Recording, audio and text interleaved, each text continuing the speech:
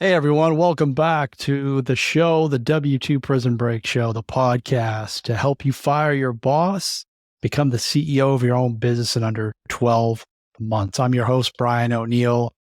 Today's January the 1st. So happy New Year, everyone who's listening. I hope you had a great evening. I hope you had a great holiday season. Today is also the 100th episode of the W2 Prison Break Show. And I'm going to take a moment here just to talk about that milestone because I'm really proud of it. And 4 weeks ago, exactly 4 weeks ago today, I had 80 episodes. And that was the day that I decided to go all in and go to 5 episodes per week. So 20 episodes in 4 weeks. And here we are at 100. The listenership has grown a lot over those last 4 weeks. And that's all because of you. You're supporting the show, you're listening, you're leaving reviews, you're rating it, you're sharing with people. And I'm just super grateful that you give me your ears every single day. Now it's 5 days per week. You have a lot of choices out there. So I'm just appreciative of it. And I just didn't foresee this happening. I didn't think I would get to 100 episodes this fast. But again, a lot can happen if you just focus, commit, and stay consistent. And that's what we're going to talk a little bit about today. I'm going to talk a little bit about one of the clients that I'm working with, that I'm coaching one-on-one, because he actually asked me this question, which is today's topic, which is, what are 5 steps that you would give to someone who's just brand new getting started in real estate? What are the 5 things that you would tell them? He asked that question on one of my live sessions and I answered it. And then I said, this is a podcast episode. This is great for 100. So thank you. You know who you are, who asked that question. And I also just want to give him a shout out. I'm not going to mention his name, but I've been working with this particular person for a few months now. I'm just super proud of the effort that he's made. He wants to leave his job, right? He wants to do his own thing. He wants to start his own business like a lot of us do. And he's taken the action. He's hired a mentor. He's joined my mastermind, W2 Prison Break Nation. He wrote a book over 10 years ago. Heck, I think it might be 15 years ago. It's been sitting there collecting dust. And now he's at the point where this thing is almost ready to roll, right? He's gotten the dust off of it. He has gotten over some of the self-limiting beliefs, and he's just really taken small, consistent actions towards the end game, which is to get this book published. I'm excited to see the end result. So I just want to say to this person, I know you're probably listening, that I'm just super proud. I'm honored to work with you. And these are the types of things that can happen when you make a decision to change your life. You get around the right people. Again, I'm coaching him one-to-one, and he's in our mastermind, W2 Prison Break Nation. Little small tweaks like that can have a big impact on you. Just want to acknowledge him and just how proud I am of the effort and the action. Like I can help you, right? Like I can help you, I can guide you, I can give you the tools, the resources, and the steps, but ultimately it's down to you. You have to do the work. You have to take the action. Like I've been coached, I've had mentors, and I'm the one who gets it done.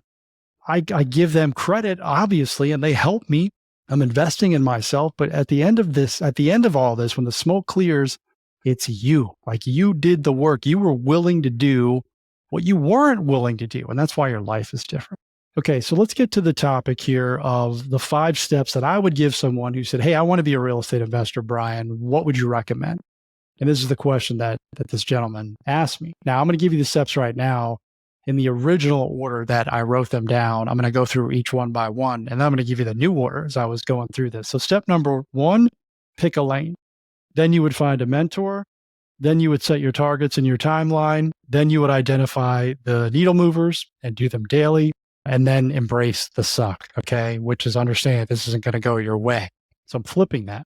Number 1 is embrace the suck and understand this is not going to go your way. So before you do anything as a real estate investor, and really anything that you're learning that's brand new that you don't have any experience with, you have to understand that you are just not going to be good at this. And that's totally okay. That paralyzes most people and keeps them stuck on the sidelines for some people until they expire from this earth when they're on their deathbed. I wish I would have taken that shot at real estate. I wish I would have started that business. I wish I would have seen the pyramids, all these regrets that you have on your deathbed. Fear of not doing it perfectly. And there is no perfect. There is no perfect timing. There is no perfect deal. you're going to get punched in the nose. Just understand that. You get into real estate investing or you get into business, you're going to take it right on the chin. And that's going to happen whether you stay in your safe, cushy little 9-to-5 job or not. You're still going to take it on the chin. So you might as well take a chance and see if you can make some major moves and impact your life and create some legacy and generational wealth for your family and not have to work for somebody else. So just embrace that fact. Look, I'm not going to be good at this. I don't need to be good at this. I'm going to mess this up. This is going to be totally fine. This is how I learn. I talk about this all the time. I was actually, if you listen to a podcast from a couple of days ago, last week, when I was interviewed by the guys from the Next 100 Day podcast with Graham and Kevin, we were talking about the baby learning to walk. And they said, yeah, that's how babies learn. They're trying stuff out. They're testing different things. They'll do it like 9, 10, 15, 20 times. And then they'll make tweaks like, hey, this isn't working. I got to try something else. Like they're just learning on their own, but they're learning by doing and trying and experimenting. Real estate is no different. Okay. You can collect all the knowledge. You can collect all the data and the spreadsheets and all that stuff to make you feel good. But at the end of the day, you have to get in there in the trenches and do stuff and learn. That's how you're going to advance. That's how you're going to get better. Right. So number one, embrace the suck. Number two is to pick a lane. This mistake happens all the time in real estate. I made the same mistake. I was like, oh, I'll just do a little bit of everything. I'll do wholesaling. Maybe I'll do apartment syndications. Maybe I'll do some flips and rehabs. Like, no, just don't do anything. Okay. Just stay in your job. You need to get super specific. Pick a niche, pick a lane, and stay in that lane until you are pretty much dominating it. What I did was I focused on creative financing at the time when I started my real estate business several years ago. And the reason that I did that is because I had been experimenting. I wanted to do apartment syndication. I wanted to buy apartment buildings. My fear was, my block was, I was uncomfortable investing my own money. And I was even more uncomfortable asking other people to invest alongside of me. So as a result, I froze and I didn't do anything. I let the money thing block me. Now, in hindsight, that was all me just making excuses. Money's everywhere. You don't need money to do real estate deals. Your own money, I mean. You can get money from other people. Get good at finding deals, right? There's plenty of money out there. There's plenty of people that have money that they don't know what to do with it. That's where you come in as an experienced, as a real estate investor who can bring them deals and actually pay them a return. But pick a lane. So I went into creative financing because, hey, I don't have to use my own money. I don't have to use the banks. Like that problem solved. That's the lane that I picked because of those reasons. So maybe you're handy. Maybe you like to fix stuff. Maybe you have some carpentry skills. So maybe rehabs will be good for you. Maybe you'll do flips. But find something that speaks to you. Spend some time on this, but don't just say, I'm going to do a little bit of everything. And don't pick wholesaling because you saw some guru on social media telling you that wholesaling was the way that you get into real estate so you could build up some cash and then go buy another property. If you don't want to do wholesaling, just skip that step. Just go right to what you want to do, pick that lane, and then you can figure out how to build a business around it. You don't need to climb this ladder. I don't know why. I don't know where that came from. Climb this ladder of like wholesaling. If you want to do wholesaling and get really good at that. You could become a millionaire doing wholesaling, but you don't think you got to climb this ladder, right? Like I'm only going to do this for a little while. No, focus, commit. Like this is the formula for success and for life, folks, is you have to do something well, not perfectly, for a long period of time, and you have to do it every single day. That's how you win. If you do that, if you can adopt that formula, if you're not driving in your car, write it down.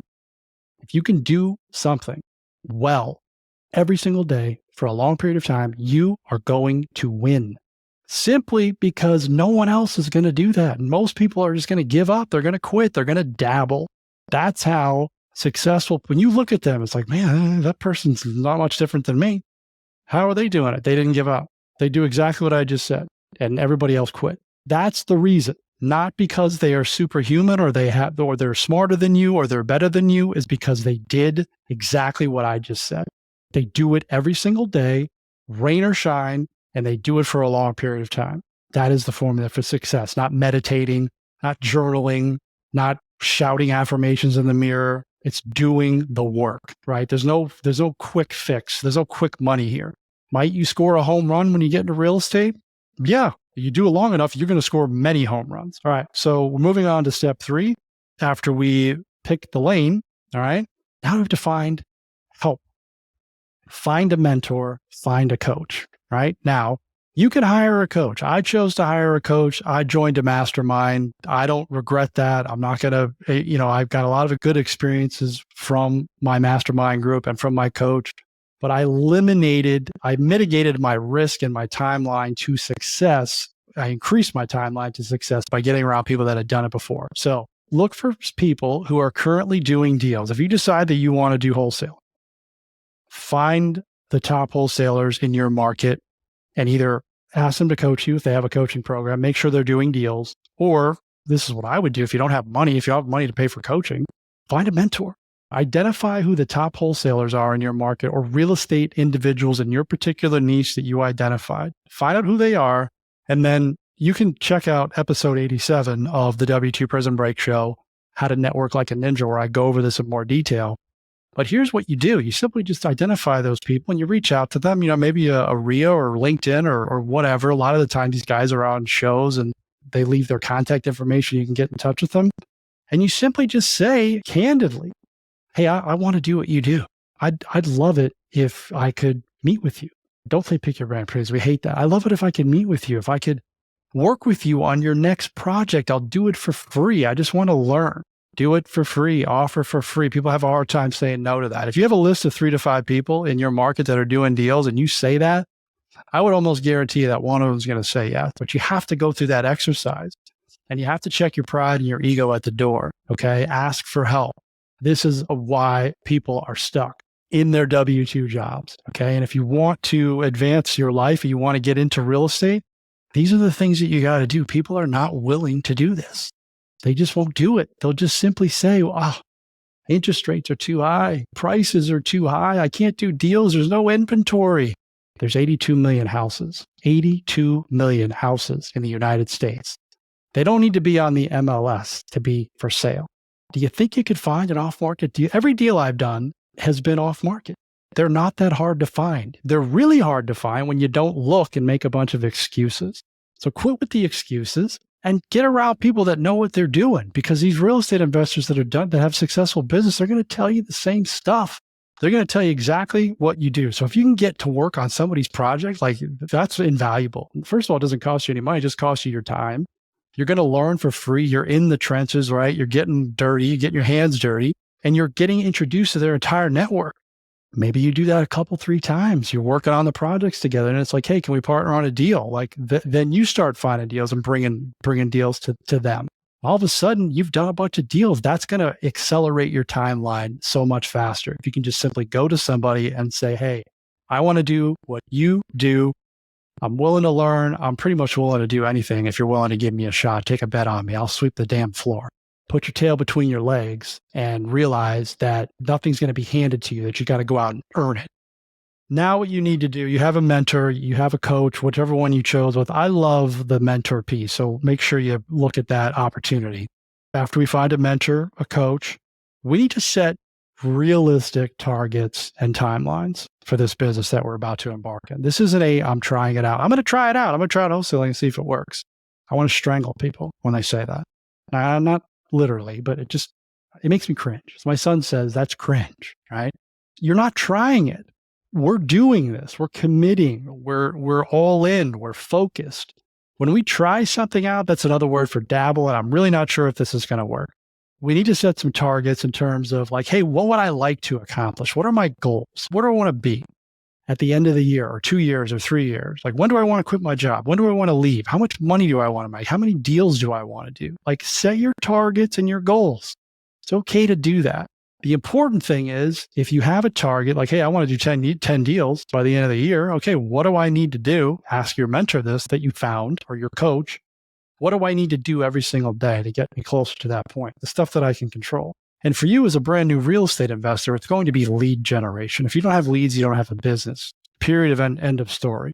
If that means you got to pull lists and cold call a bunch of sellers, you better be doing that every day. Otherwise, just stay in your job and quit pretending like you want to get out. Okay, because this is what separates people who do deals and people who don't do deals, is doing what is required on a daily basis and doing it first thing in the morning. There's a great book that I'm going to recommend to you, and I recommended this on my live.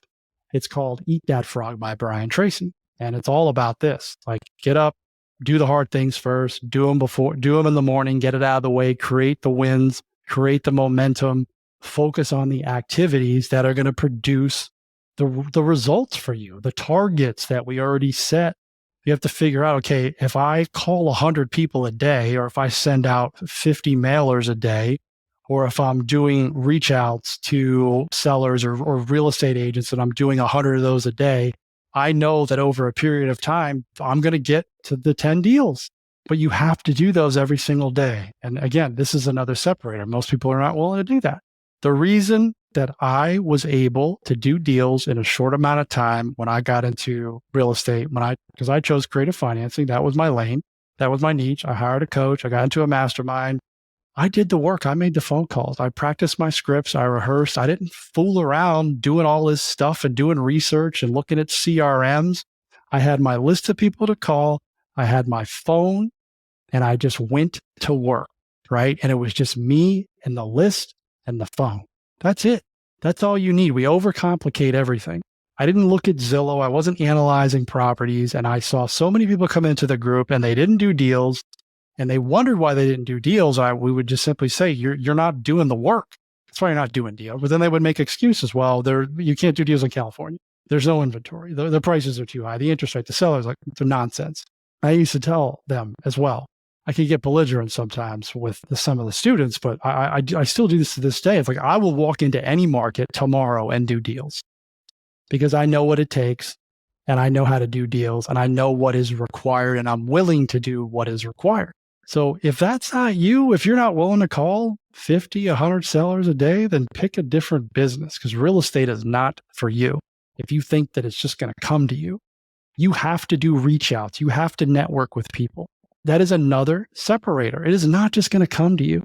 Okay? There's no substitute for doing work. Too many of us are just sucked into the social media feeds where we hear, well, I'm only working 2 to 4 hours a day. Bullshit. All right. I cursed on the show. Sorry, but it's complete nonsense, especially in the beginning. You can do that when you get to the point where you're building something up and you put systems and processes in place and you invest in human capital. But you are not getting that result from day one. You are going to have to get dirty. You're going to have long nights. You're going to be working on weekends. You have to make sacrifices. Greatness requires sacrifice.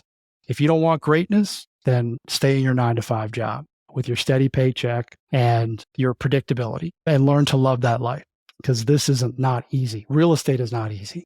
If it was, everybody would be doing it. All right. So to recap here, we got the 5 steps. Embrace the suck.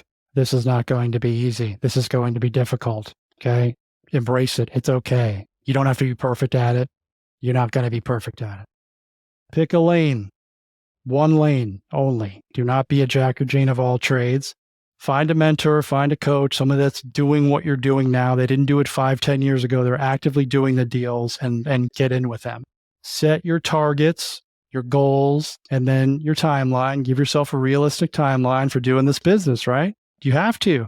Overnight success it's not a real thing. You need to give yourself I'm not trying this out. I'm doing this for a while. And then lastly, you have to identify the needle movers and do them daily. Check out the book by Brian Tracy, Eat That Frog, get the stuff done in the morning, do them consistently over a long period of time, and you will win. So those are the 5 steps that I would give to somebody who was looking to get started in real estate. And it's not 2 or 3, it's all 5. Do all 5. If you do all 5 and you do them well, not perfectly, you're going to win. You're going to win. You're going to do deals. You're going to do deals. You don't need to be like me. You don't have to have a sales background. I heard that too. And Brian was in sales. That doesn't matter. How does that matter that I was in sales? When I got on the phone and started talking to sellers, I was scared out of my mind. I've been talking to people on the phone since I was 22 years old. I didn't know what to say. So I learned what to say. And then I got really good at what to say so that I wasn't scared and that I didn't look like a fool. I was worried about looking like a fool on the phone and not being able to help people when they needed my help. Like I'm eliminating all of that. And there's ways to eliminate all of that. So those are the 5 steps. Thank you to my super awesome client for giving me this idea for the 100th episode of the W2 Prison Break Show. I appreciate you listening and tuning in. I'll see you on the next episode tomorrow. I hope you have an awesome New Year's Day, right? It's 2024. Celebrate. Great things are happening. Take my 5 steps and run with them. And I would love to hear from you.